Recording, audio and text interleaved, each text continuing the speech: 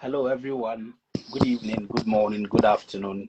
You are welcome to the Discovery Show TDS TV here on Facebook and in YouTube. My name is Precious Adadidiodu. This show is ably supported by James Kwabena Opon. He is our executive producer. Sorry for the technical hitch. We actually came live, but unfortunately, we were having problems with our guest joining us tonight. So, sincere apologies again. Just going straight to the point, our guest is a very wonderful person whom I've known for quite a while. A very affable, wonderful, intelligent gentleman whom we are going to interview today. Without wasting much time, our guest for tonight is Mr. Jonathan Bayuo. Chief, you're welcome. Thank you very much, Chief. Can you hear me?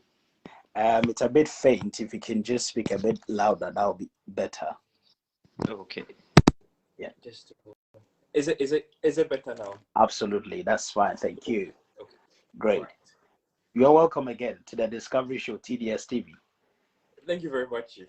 Thank you very much for thank you very much for the invitation, and thank you very much for the opportunity and for having me on your show tonight. Wonderful. So who is Jonathan Bayuo? Please tell us a bit about yourself. Well, of course, it depends on what you want to know, but I'm just a normal guy, very quiet in nature. Well, I do enjoy nature. By the way, professionally, I am a nurse. And, I mean, aside nursing, I do enjoy music. I do enjoy the arts as well. Yeah. So I mean, basically, yeah. Unless, of course, there could be follow-up questions that I can hit on more specific stuff. Yeah. Wonderful. That's great. That's great. So where did you grow up? Which schools did you attend? You want to just take us through that shortly, just in 30 seconds to 1 minute? That will be fine. Oh, okay. Well, I mean, the schools are so many. The schools are so many, but I actually started life in a very notable place in Accra called Choco, which I'm sure you know very well. Great. British, is it British Accra, Jamestown thereabout? Yeah. From Choco, we moved to Mamprobi, and then finally to West Legon, where my parents and my siblings currently are. So of course, I did start schooling right in Choco before we got to Mamprobi, where I was in Edley International School, and then back in West Legon, I had to join Cherith Preparatory School, and then from Cherith, I was in St. Peter's Pesco, yeah, for my high school education, and then from there to Presby University for my bachelor's degree in nursing, and then from Presby University, the journey has been very, should I say, it's been quite a swift one for me. I mean, from PUC, I moved on to Legon, University of Ghana School of Nursing, and then joined the University of Southampton too for a while, and then Queen Mary University of London, and then also University of Adelaide in South Australia, and currently in Hong Kong Polytechnic University. So it's been quite a journey. Fantastic. So, I mean, you've traversed through quite a number of countries, isn't it? Yeah, that's true. That's true. Wonderful. Definitely, we will come there. We are reminding our viewers again that this is the Discovery Show TDS TV here on Facebook and on YouTube. Please subscribe, like, share, and comment on our feed so that at least we can know how to improve upon our interviews and also to bring you the kind of guests you are looking for. So the Discovery Show is a show that seeks to interview professionals in the diaspora who are actually making significant impact in politics, religion, academia, and the likes.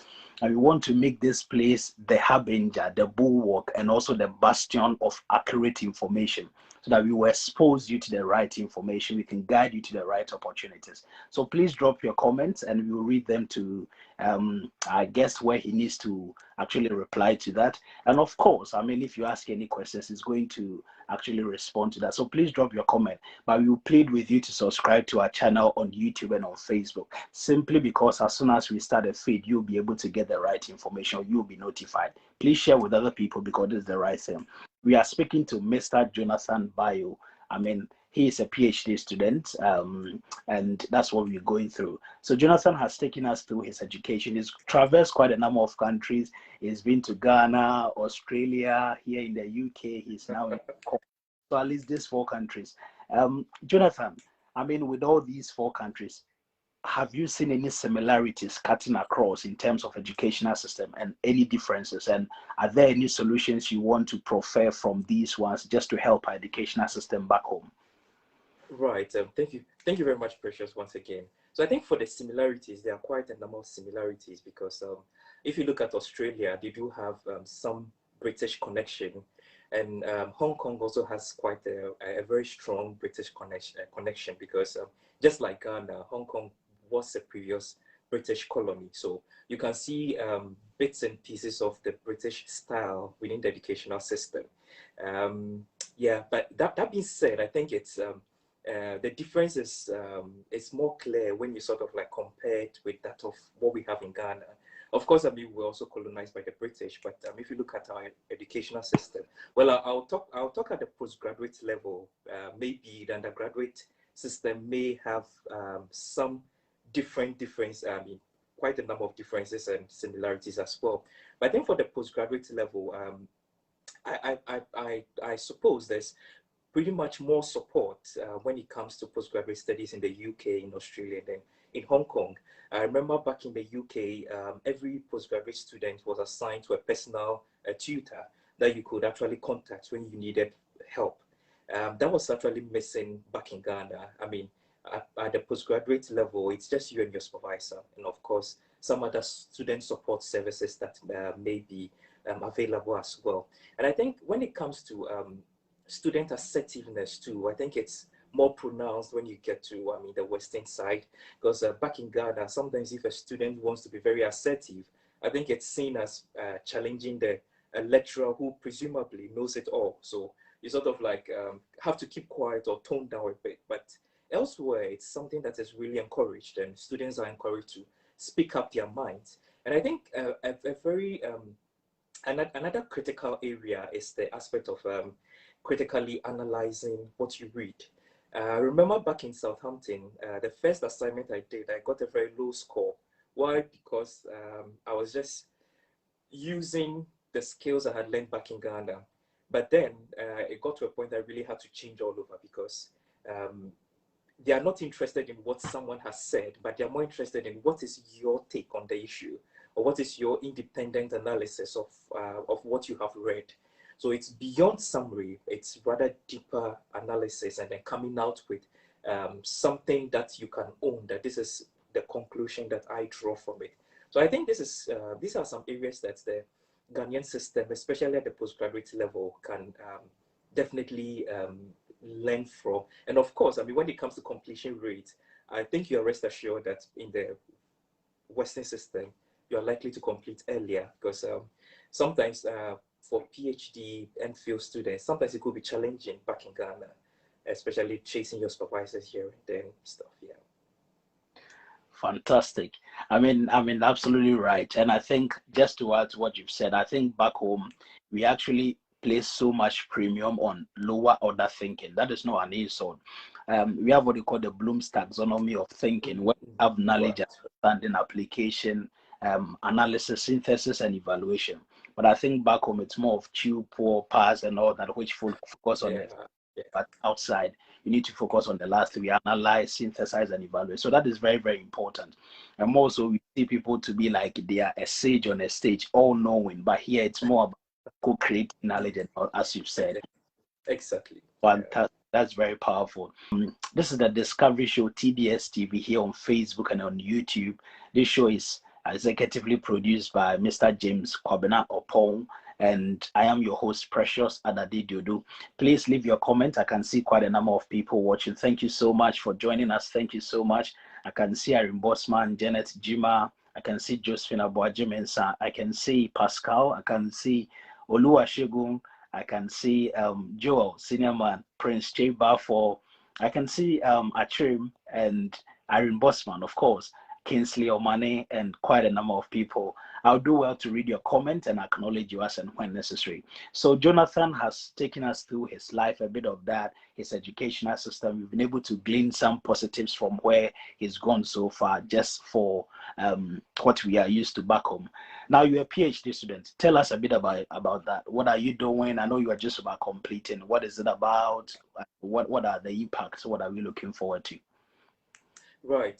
So currently for my PhD, my work is actually focused on a nurse-led transitional rehabilitation program for adult burn survivors. So I do have a clinical specialty in burns, plastics, and reconstructive surgery, and that's actually the clinical area where I worked in the past before virtually moving on to work on my PhD.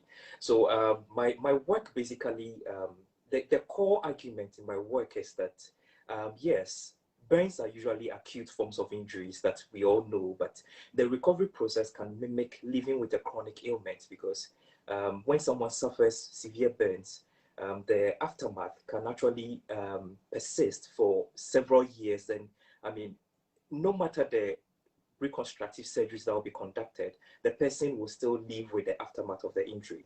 So in a way, we argue that it's a form of living with a chronic ailment, just like you're living with diabetes or hypertension, which we don't expect it to go away unless, of course, there's a miracle. But then for the burn patient, we argue again that with adequate rehabilitative support, it's possible that we can improve patient outcomes. So currently, we have developed an intervention which we actually undertook several literature review and then following the Medical Research Council framework. So currently we are at the pilot randomized control trial phase where we are testing the preliminary effects of the intervention before we move on to a full-scale RCT to actually establish that can this work, and if it can work, for whom, and then which aspects of the intervention is actually needed. I mean, irrespective of the extent of the injury. So that's like just a summary of what I'm currently working on for my doctoral study.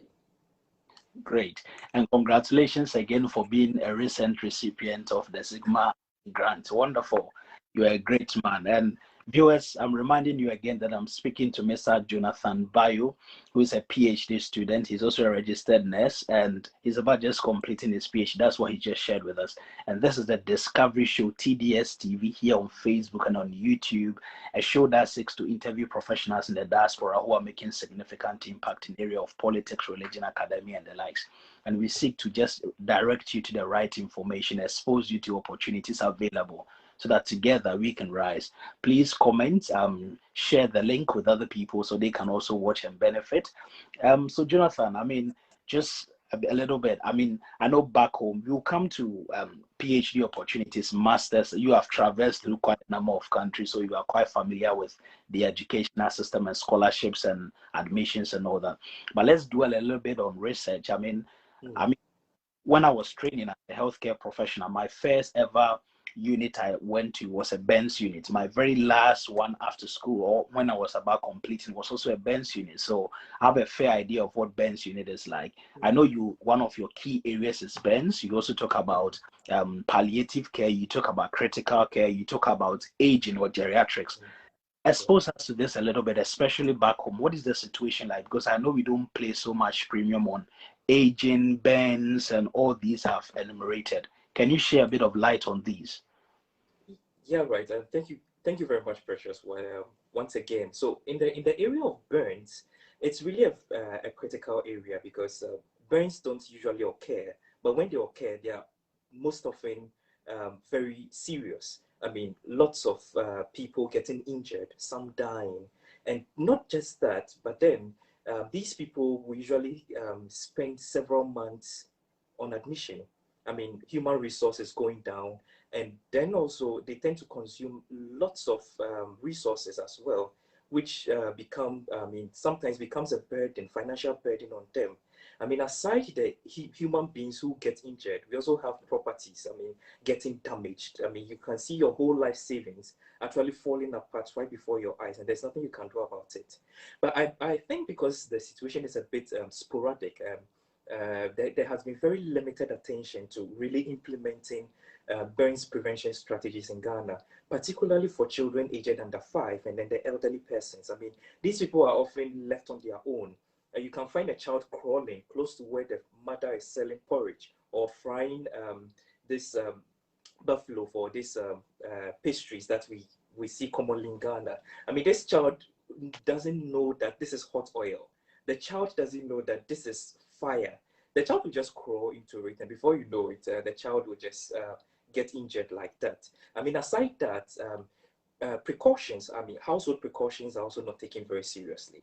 For instance, someone might have a cylinder that is leaking. Instead of the person replacing the cylinder, the person will not do that. The person will just get wet material and then get a stone and then place it on the regulator. Before you know it, I mean, there'll be leakage and then there's going to be explosion. Not just the person getting burned, but anyone who is close by within the spheres of the leakage, the person will also get burned. So it's really a critical problem, which I think the government would need to really take critical look at it, because of the expenditures involved and because of, I mean, the human resource we are losing. Because with our past research, it's clear that people within the working class are actually the people who are injured the most when you take away the children aged under 5. So, I mean, if you find people in the working class getting injured, that means that our human resource is going down. I mean, people would definitely not be available to work as they should. And these are the people who, I mean, spend several months on admission. They keep going back and forth in that manner. When it comes to palliative care, I think my interest in palliative care actually emerged from an experience I actually had on the ward. When I was working as a clinical nurse back in the burn ICU, I was on night duty with an enrolled nurse. I mean, the category of nurses we currently refer to as nurse assistants. Just the two of us, and we had 2 patients, one older adult and then one child. The 2 patients coded at the same time, and we had to be running helter-skelter, trying to resuscitate, trying to push as far as we can in order to sort of like push to the incoming morning nurses. I mean, so that we don't feel like we are the people who have killed the patient, in quote. I mean, that's just like a metaphor that we usually use on the ward. I mean, it really kept me thinking, because I got home so tired that day. Without even taking a shower, I just jumped into bed and then just slept off for God knows how many hours. It just kept me thinking that, is it not possible that palliative care could be something that could be applicable within this setting?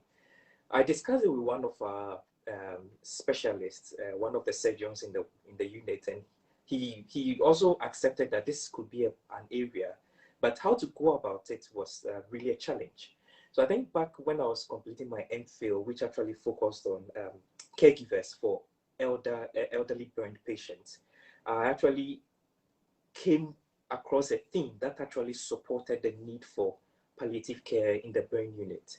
Luckily, around that same period, or God being so good, King's College opened some small grant application for within the Cicely Saunders Institute for Palliative Care.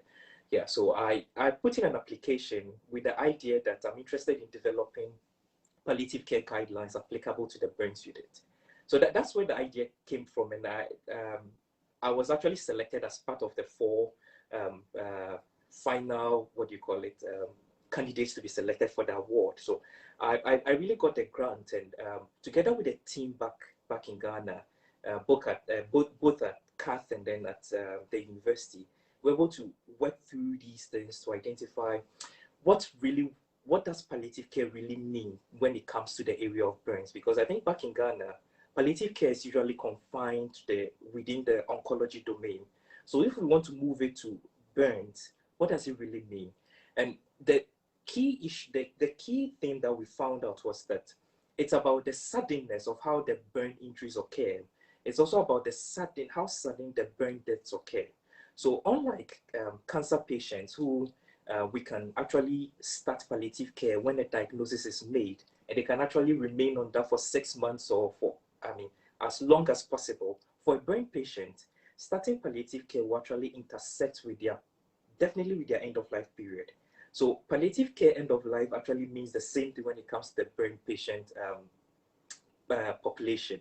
Exactly. So that was one of the key takeaways that we identified, and then also we've been able to develop the palliative care guidelines, which are currently in, I mean, they are all in public domain. It's been published out there, so I mean, it's virtually available. And I think, I mean, aside being applicable to the burn unit, it's possible to transfer these guidelines to an emergency setting or critical care setting, because things within the ED and in the ICU are often, I mean, there are some similarities, and I mean, things do happen so suddenly. For aging, I think aging is also a very critical area, because Ghana's population is really aging rapidly.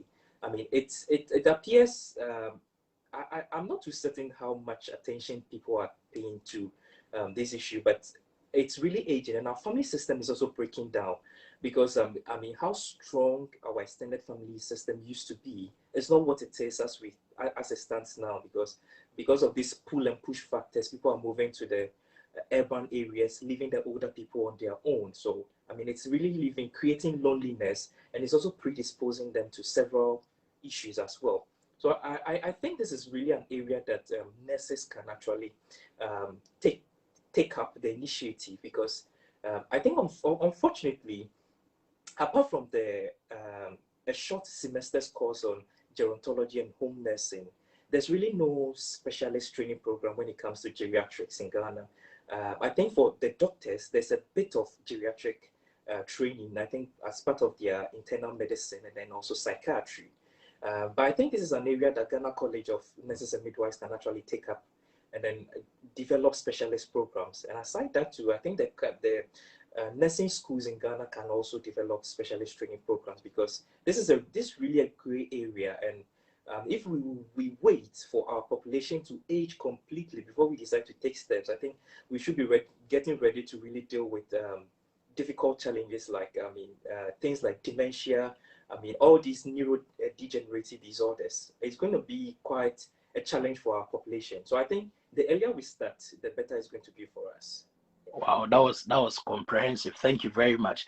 I mean, for those of you watching us who are probably not into the health sector, issues of geriatrics like aging and issues of palliative care and all that are very serious issues in advanced countries, and so it is important to talk about them. And anytime I talk about palliative care, I remember Dr. Salid. So, senior man, regards to you for being a champion of palliative care as well. So we are speaking to Mr. Jonathan Bayuo, who is a registered nurse and also a PhD student in Hong Kong. We just want to assure you that last 2 weeks we had somebody who is from a nursing field. This week, and I mean, had gone into public health. This week we are speaking to a nurse as well. We want to assure you that subsequent interviews, we are bringing you people from different fields as and when the availability is guaranteed. So expect more people from business, engineering, I mean, the other sciences, expect more. And together, we will rise together. This is a Discovery ESTV here on Facebook and on YouTube, a show that is executively produced by Mr. James Kwabena Opon. He has actually been doing everything. I'm just talking, like I said, last 2 weeks. My name is Precious Adadi Dudu. Lastly, Jonathan, just let's touch a bit on this and then we move into scholarships, I mean, application processes and all that. I realized you co-authored a paper that is very interesting to me. And I mean, the title is Bacteria Profile on Nurses Uniform, a descriptive cross-sectional study. And it found that, I mean, there were gram-negative and gram-positive bacteria on their uniform. And so at the end of the day, your projection, recommendation, conclusion that we need to find a way to ensure that uniforms are not worn beyond the confines of the healthcare sector. I mean, this cut across Ghana, it cut across everywhere, in the UK. I mean, we wear a uniform back home. It is not the ideal thing, but what can be done to mitigate against this? Because obviously we are spreading infections in one way or another. What do you suggest? Really interesting comment, Precious. Thank you very much for highlighting that work. I think it's really a critical problem, not just for developing countries, but for developed countries as well. And I think this whole idea about uniforms, I think the inspiration for that study also came from, I mean, seeing nurses buy food in their uniforms, especially our female nurses with their belts. And I mean, all these apparels, showcasing all these things. And sometimes you find nursing mothers with their babies stuck behind them. And this poor baby is going to lick the uniform. I mean, it's really troubling. So we drew inspiration from that side and sort of looked at what is really on the nurses' uniforms after they have closed from work. I think talking about what can be done, I think it's going to require a collective effort. I mean, everybody's hand must be on deck, starting from the individual nurses to the hospitals to our regulatory body, that's the Nursing and Midwifery Council, and then the Ghana Health Service and Ministry of Health as well. Because if Ministry of Health, if Ghana Health Service are not ready, or the individual hospitals are not ready to provide scrubs for nurses to use during each shift, then of course, people will use what they have available to work and keep. I mean, they will use that to work and work. And if these facilities also do not provide areas where nurses can change into, I mean, they come in with their street clothes and then they can change into scrubs. After working, they can either take a shower before wearing their street clothes again, or they can go back into their street clothes and then go back home. But if these changing rooms are not available, then of course they will be forced to come to work with their uniforms, and they'll work with their uniforms and then go back home with their uniforms. So I mean, we just keep on cross-contaminating from the hospital to the home, to the food joint, and to other places. And then also to the individual nurse too. If these resources are available, like I worked back at Comfort, so I know at CAT we do have changing rooms. If these resources are available and we are not using them, then of course, I mean, they become like white elephants for us. Yeah. So I think everyone needs to be actively involved in finding a solution to this issue. Yeah. Wonderful. I see quite a number of healthcare professionals on this platform. So this is very important. I see both doctors and nurses here watching at the moment. Uniform is a big issue. Wearing uniform and going back with them, going to carry a lot of infection. I think COVID actually brought our attention to that. So we were quite circumspect about that. We were changing and all that. But I think now that it's going down, I don't know whether we will continue with that culture or we'll go back. I say Mavis, Mavis Entry, Mavis, regards to you. Betty Baden, Emmanuel, Yaprekon, long time Yaprekon. I see Emmanuel, regards to you, bro. Josephine Abuaji Mensa, Achrim, Arim Bosman, Eric Mensa Castro, Pascal Agbadi, Eric Mensa Castro. Yeah, Nana Asari. I see Dr. Sopoku Ajiman. I see Nana. Yeah, I've mentioned that already. I see Kwabna Fosuni. Kwabna, long time. How are you doing? Kingsley Omane. I see Kingsley, long time as well. I see Samuel Achim, my boss. Prince Jebafo, and then senior man Joel Grady, Janet Jima, Oluwasegun Bakari, my colleague. And then quite a number of them. So I'm just going to read a few of the comments and then we can move on. Okay. So Arim Bosman wants to know why a PhD in Hong Kong. Oh, interesting. It's actually a long story. In fact, I started searching for PhD opportunities even before I went in for a master's program, because my dream was to move straight from the BSc program to the PhD program.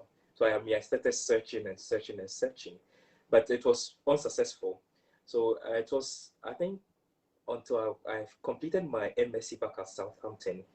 Southampton wanted us to continue to a PhD program, but still in gerontology. But I felt I'm going to miss the nursing aspect, so I dropped that opportunity.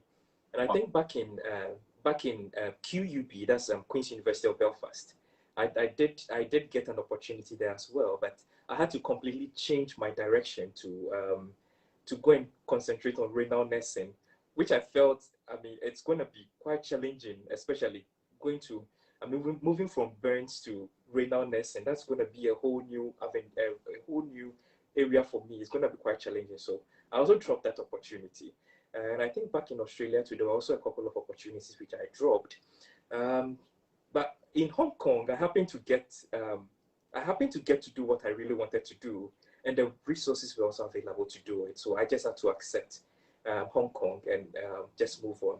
Because I think when it comes to a PhD program, it's really about where you get supervisory support for the project you are going to work on, and there's something you also have your heart actually in, because the journey can get really troubling sometimes. And if it's something you're not interested in, trust me, you just drop it in the middle of the road and then just exit the whole process. So I mean, it's something my heart is in. So I mean, I just had to really come towards this direction. So that's how come I actually landed in Hong Kong. Wow. I mean, Emmanuel Pra, I used to work with Emmanuel. Emmanuel said I should tell you that he knows you from Cath. I'm in Ben's unit. Oh, okay. And you were very good to him. And he's not surprised that you are excelling, and he wish you all the best. Probably he'll follow your footsteps. That's wonderful. That's encouraging. Achirim Samuel, Achirim, I can see you are watching with your wife. Dorcas, God bless you for, well, God bless you. Achirim is saying there's a policy document that bars nurses from wearing uniform outside. It's been there for a while, but the implementation is a problem. Absolutely, boss, that is true.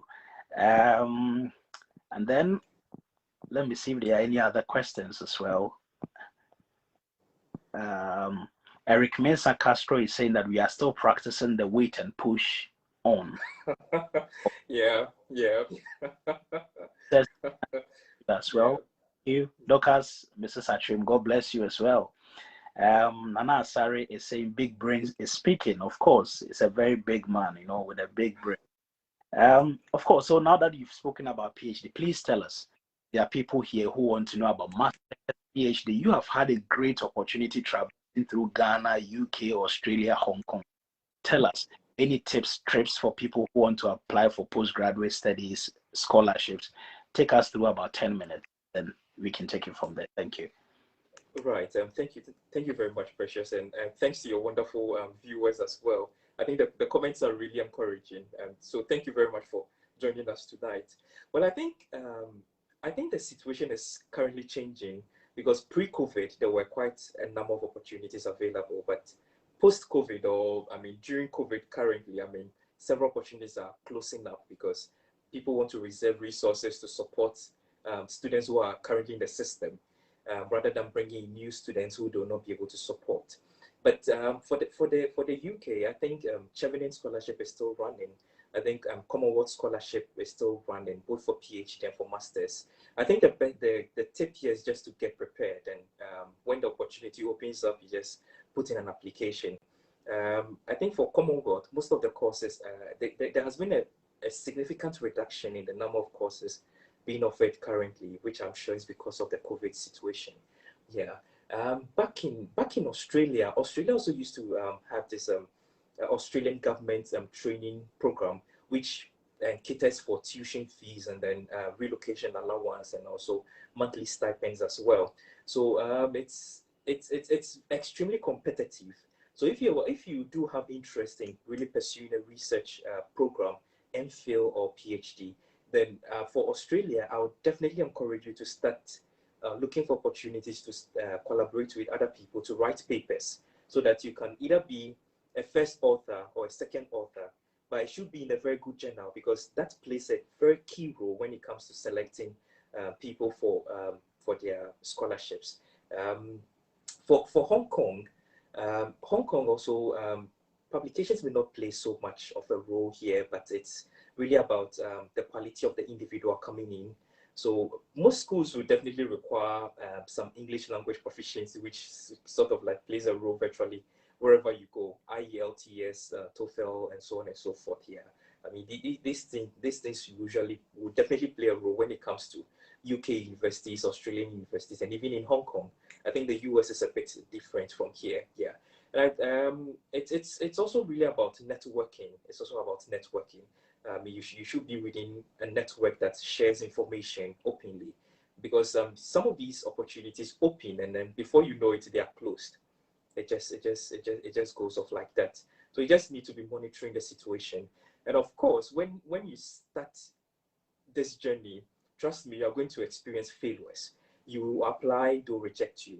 You go in, they'll kick you out. Sometimes it's not because you're not qualified, but well, maybe the pool that you happen to join, or the number of candidates you happen to join when you were ranked, of definitely somewhere ranked higher than you, don't give up. I don't even know how that feels like. I mean, you go in, you get kicked out, because it takes so much effort to really put in an application. Writing a personal statement alone takes so much effort. So you put in these efforts and then you get kicked out. It's really painful. But then you just pick up the pieces and then you just keep on going. Definitely there'll be an opportunity hiding somewhere for you. To just wrap up with that, I think the current COVID situation is also affecting travels, especially in Australia, in New Zealand as well. So some people who might even get admitted, they sort of like have to hold on a bit. They can't travel at the moment because the borders are probably still closed. But definitely don't give up. There could also be still some resources available to support you along the process. So it's really about searching and getting yourself ready for the opportunity when it comes, and then you grab it. If it's research program you're interested in, you need to start getting your research portfolio intact before the opportunity presents itself. Because every potential supervisor is looking for someone who probably has a hand in something at a particular point in time. It can be helping with a project. It can be volunteering in a project. It can even be publishing a paper. I mean, assisting someone to publish a paper. I mean, either way, it still counts to being involved in research activities. Yeah. Thank you very much. I'm reminding viewers again that you are watching the Discovery Show TDS TV here on Facebook and on YouTube. We are speaking to Mr. Jonathan Bayuo, a registered nurse and a PhD student at Hong Kong Polytechnic University. I'll tell you what, at the moment, the time in Hong Kong is 3:57 a.m. But here, well, tells you how wonderful, how good, and how I mean, he is very excited to share with us his journey and also opportunities available. So thank you very much, Jonathan, for joining us. I think there are quite a number of people here who are saying very great things about you. Yeah, I just want to delve a bit more into if you say collaborate with people and publish, build your research portfolio and all that. Will you want to probably give some specific tips and other things regarding the application process? If I'm applying for PhD, if I'm applying for masters across this country, are there any specific things I should put in there? Are there any specific things I should avoid so that, I mean, they will be well guided to avoid those pitfalls? Oh, okay. Right. So I think across board, when it comes to scholarship application, each of these countries I've actually been to, they are all interested in impact. What impact you are going to make when you exit the program. That is what they are really looking out for. So if the impact is, if the impact is not feasible, I mean, the panel can tell it's not feasible, and this, you get a low score for that. But if the impact is sort of like, after exiting, let's say, an MSc program, which happens to be a taught course, we expect to see something that has direct patient care application. We should see that a direct link there. But if you talk about, let's say, organizing, something beyond the clinical spheres or something beyond academia, I think it could really go against you. And then also, other pitfalls that you might have to avoid is also being very realistic when it comes to the application process. We all want to look very beautiful out there, but I think sometimes the panel are able to read beyond what you have shown them exactly. They can identify good candidates from someone who is just looking for the opportunity to escape something, and they can just rule out that. So just let the situation be just as it is on the ground. Just write out as things are, and then just get it submitted. I think things will definitely go from there. Yeah. Thank you very much, Jonathan.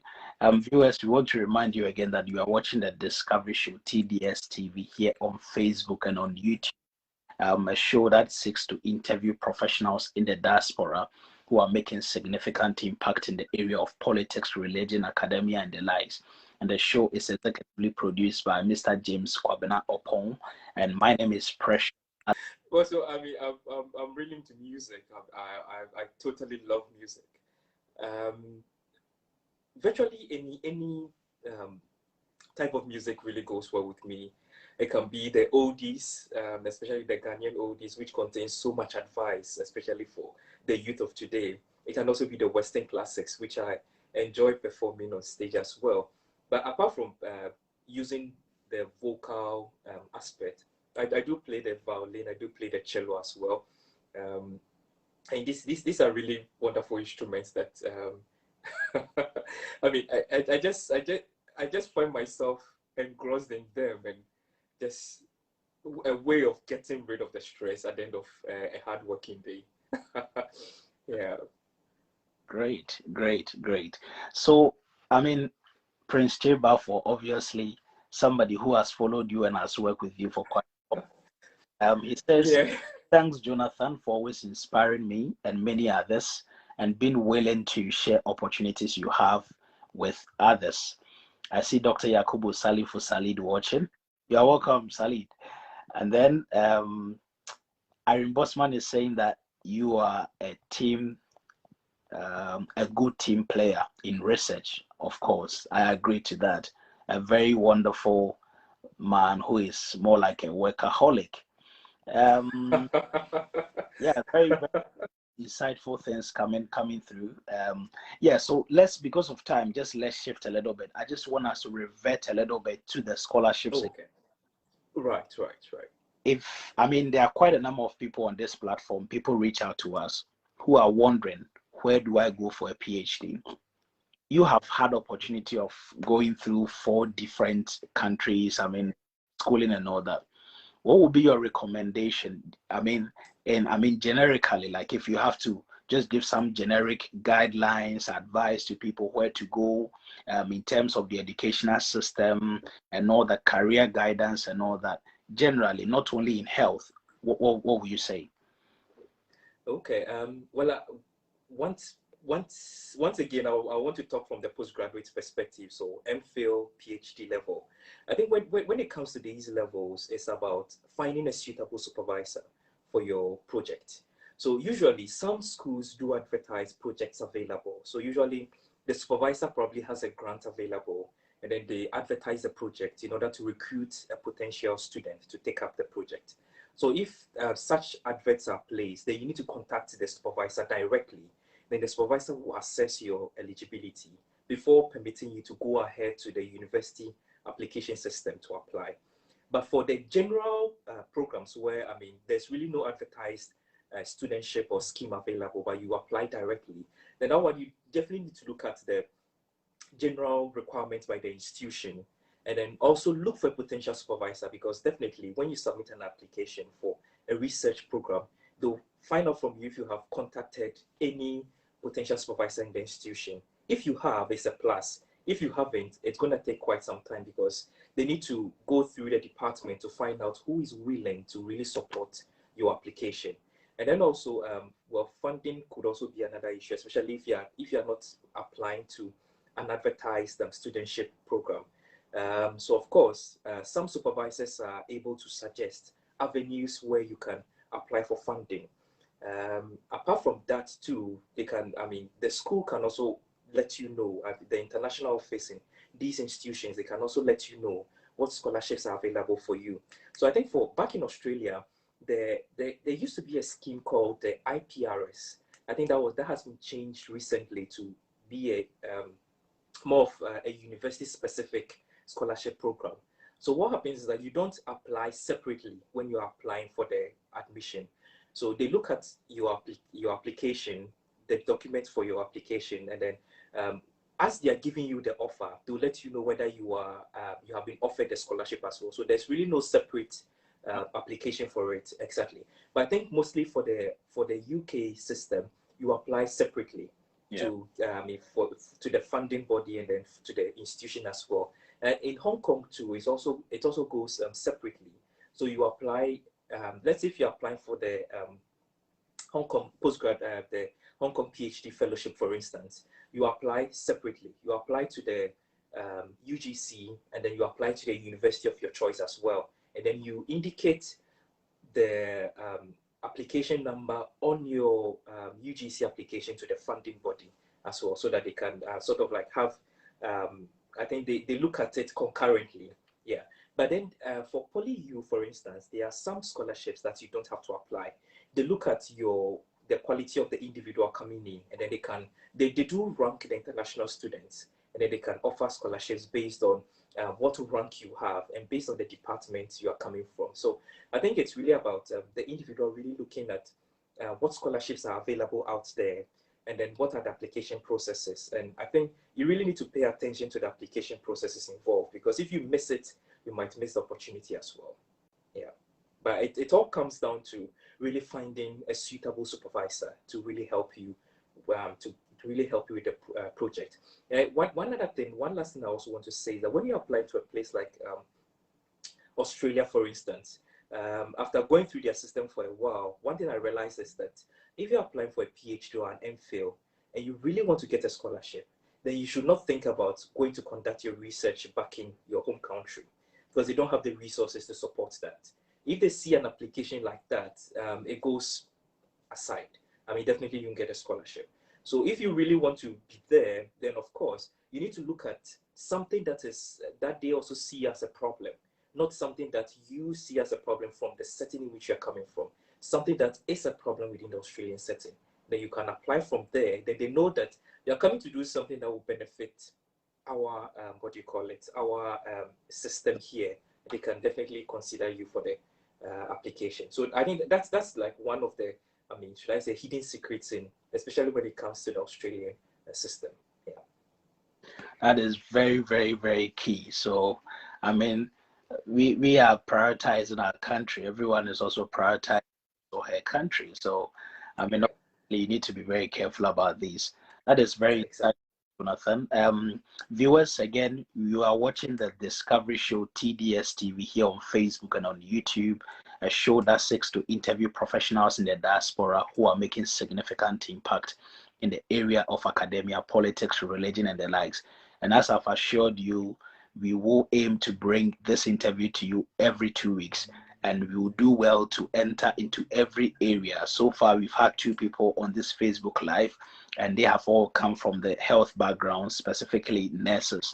But we are going into sciences, engineering, and any other thing, business you can think about, as and when our guests are available. So please lock your dial here and make sure that you stay with us each and every time we are on. And kindly subscribe to our channel on Facebook and on YouTube, so that as soon as we go live, as soon as we post anything, you'll be updated. And as I've said, we seek to make this the harbinger, the bulwark, and also the citadel of good information, so that you can be directed to know the right opportunities that exist. So thank you very much for watching, everyone. We've just, I think those are the messages that came through, which apply to you. But obviously, Emmanuel said, Preco said, please, can you enlighten us about scholarships in UK as well? I don't know if you are happy to talk about that. I know I'm conscious of our time, but if you have a minute to talk about that, that would be well appreciated. Yeah, sure. Well, back in the UK, when it comes to the master's level, I think it's usually easier than the PhD level, I would say, because most of the PhD opportunities, I mean, back then when I used to search for opportunities, they'll tell you it's for home or EU students. And then sometimes if you are lucky to get a very good one, they'll tell you, well, we'll take away the EU fees and then you pay the remaining amount. So it's really about really reading the adverts really closely to find out what is really available. But I know for sure that at the master's level, Chevening and then Commonwealth are some of the really strong ones that are available out there. And Commonwealth has quite a number of several packages, like the shared scholarship, the distance learning, and then the master's scholarship, which people are usually nominated back from Ghana by the scholarship secretariat to take up those opportunities available. But of course, I mean, sometimes politics can come in play in some of these things. So people tend to prefer the shared scholarship and the distance learning scholarship than the master's scholarship. Yeah. But for the PhD, for the PhD, I think it's I think the Commonwealth PhD scholarship is also available. And then aside that too, they are pretty much other universities that also offer vice chancellors scholarships as well. Yeah, and I think it's really about looking for which program you're interested in, finding a potential supervisor. Some of the supervisors are really open. They can lead you to potential sources of scholarships in the UK and elsewhere as well. Yeah. Wonderful. So that's very important. Just an information that I mean, I know that at the moment Ghana really do not qualify for the PhD sponsored by Commonwealth due to reclassification Oh, okay. of the countries. Mm. We are no more in that zone like low income country and all. Oh, okay. We've been kicked out. Yeah. So please, just like Jonathan is saying, there are still quite a number of universities that offer scholarships for PhDs.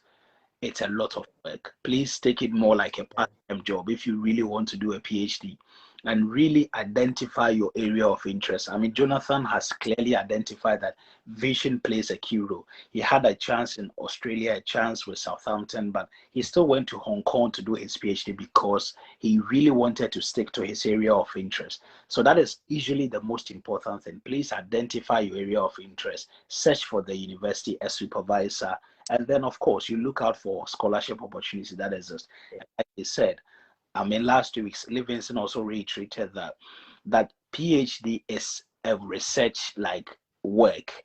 So every advisor want to have somebody who is already interested in research. So please, if I know there are quite a number of people here who want to do postgraduate, especially PhD, please develop your interest and of course try and do some publications which can help you to also get the PhD you're looking for. So just because of time, Wajimensa is saying great work, very insightful, especially in palliative. Yeah, thank you very much, Josephine. Emmanuel Yapreko said, thank you very much. I'm very much obliged. That's all right. Thank you very much. So because of time, I want to thank you. Thank you so much, everyone. If I did not mention your name, if I didn't see your name to mention, please forgive me. But this is the Discovery Show TDS TV here on Facebook and on YouTube. This is a show that seeks to interview professionals in the diaspora who are making significant impact in the area of politics, religion, academia, and the likes.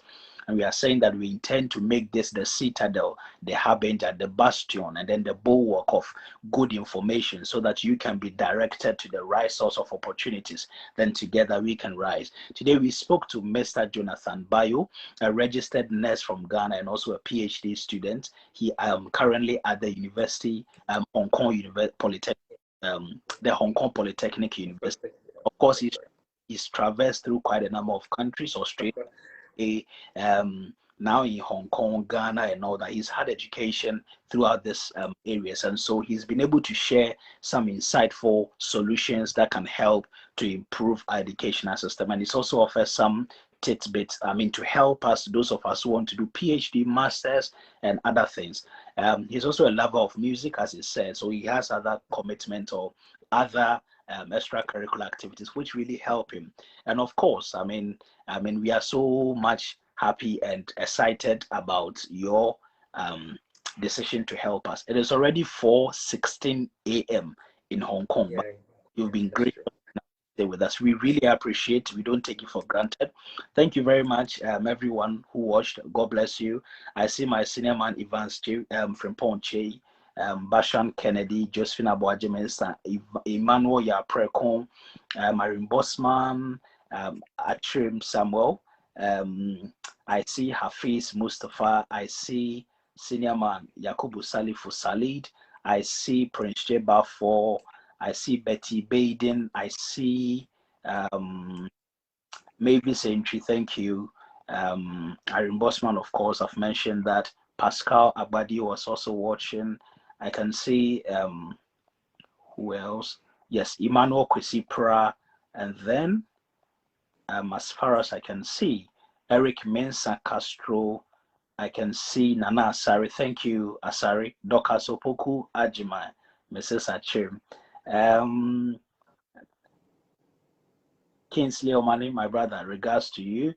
And then, yeah, those are, I think, then, of course, Senior Man Joel Greeley. Thank you so much. Thank you so much. Thank you, Joel. And then Janet Jima. Thank you so much for joining us and for helping us to reason together. We appreciate your comment. We appreciate your likes. We appreciate the fact that you spent your data to watch us. And we appreciate your feedback. Please feel free to send us some feedback so we can improve on our subsequent interviews. If you know anyone whom you want to recommend to this show from any field at all, please feel free to send me a message on Facebook Messenger. I'll do well to get in touch with the person. But until then, thank you very much, Mr. Jonathan Bayuo. Thank you very much, our viewers. Thank you so much for planning to share with other people who couldn't even watch now. And of course, we'll come your way some other time next 2 weeks. Thank you, Jonathan. Do you have any final words for your people? You want to summarize anything? You want to say thank you to anybody? Anything at all? Well, I'll just want to conclude by saying, as nurses, well, I'll talk from the nursing perspective because that's where I belong. As nurses, especially nurses back home, back in Ghana, there's so much data available to us. We spend so much time with the patients. There's so much we can do with what is available to us. And this really the time for us to really take charge of what is there for us and sort of like use the data available to us and explore this data, use the data, write papers, find out what is really happening. We should just not accept yes or no on the surface. We should really go deeper, find out what is really happening. Because I believe there's really so much available to us that we can do, if we really want to do it. So I just want to encourage the nurses, our nurses back home, because when nursing is going to, it's really like the sky is just our starting point. The sky is just our starting point. So we can all get there. We can all get there. Yeah. And thank you very much, Precious, for this opportunity. And thank you so much to the viewers for also joining us and for the wonderful comments as well. Yeah. It's a pleasure, Jonathan. I can see Jane Kwanzaa. Thank you, Jane, for watching. Felix Asari, thank you very much, brother. Thank you, everyone, and hope to see you some other time. God bless you. Thank you, Jonathan.